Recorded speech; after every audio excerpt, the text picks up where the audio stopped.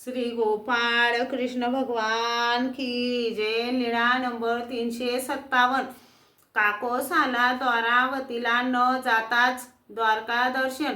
काकोस द्वारावतीला जाण्यासाठी आले. सर्वज्ञांना सांगितले, जीजी मी द्वारावतीला जाईन। मग सर्वज्ञांनी त्यांच्याकडे पाहिले व म्हटले, बसा असे नाही जी, मी जाईन। नंतर सर्वज्ञ उभे राहिले आणि त्याला श्रीकराने धरले व सांगितले, तुम्ही भिक्षू, तुम्हाला सोबतीची काय गरज?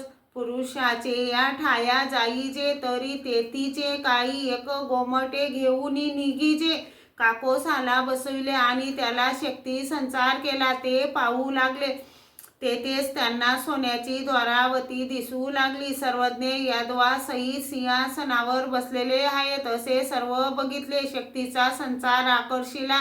मग सर्वज्ञ म्हणाले, भटोद, आता जा, तुमचे सोबती दूर जातील। त्याने सांगितले, आता कोठे जाणार जी? खरी खुरी द्वारावती ती तर मी येथेच पाहिली।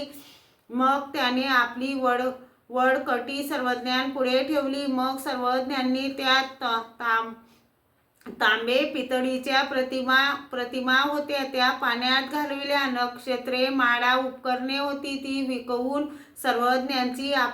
सर्वज्ञांनी आपल्या ठाई उपार करविला। नंतर ते सर्वज्ञांजवळ राहिले। श्री गोपाळ कृष्ण भगवान की जय।